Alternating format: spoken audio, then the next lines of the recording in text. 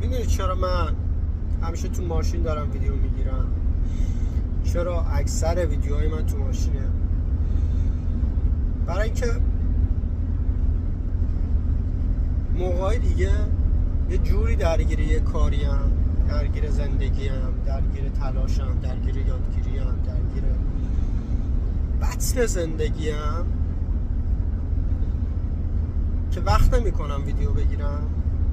بعد موقعی که پشت فرمونم دارم میرم خونه، دارم میرم سر کارگاه، دارم میرم یه خریدی بکنم برگردم سر کارگاه،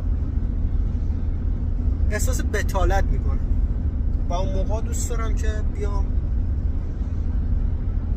یه فعالیت مفیدی انجام بدم، یه تبادلی بکنم، یه کار مفیدی برای خودم و دیگران انجام بدم.